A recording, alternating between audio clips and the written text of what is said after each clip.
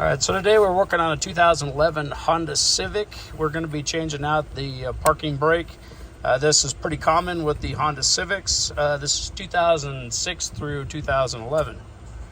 All right, so what we're going to do is we're going to take this down. Now, if the piece is still in there, what you have to do is you can go ahead and remove this whole entire rubber piece. Just pull it off like that. All right, so then if you still have that plastic piece on there, what you're going to do is you're going to just stick the screwdriver right in here, and you're going to push in here, and it pops up from the back and then pulls forward.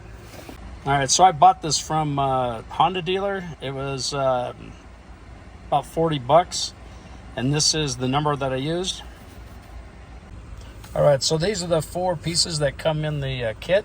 What you want to do is you want to activate your parking brake. So go ahead and set it. All right, it makes it easier to slide these pieces on. Then what you have to do is just pull it down over the top. You lock it in place there. All right, so when you take it off, the pieces that I was showing you, you're pushing in on the 2 tabs right here on both corners with the screwdrivers, and then you push straight up. Now, to install it, you have a lip here. There's a lip straight down in there, and that has to go right here. So what you're going to do is you're going to slide that on the very front, just like that, and then this piece just clicks into place. All right, so the next piece that you're going to do is you're going to flip this over so the lip is right there. This here has to slide in, lock into place.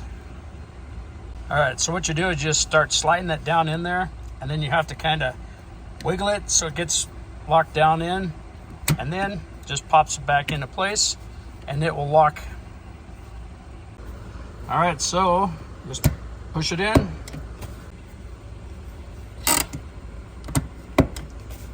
So it works perfect. Please like, subscribe.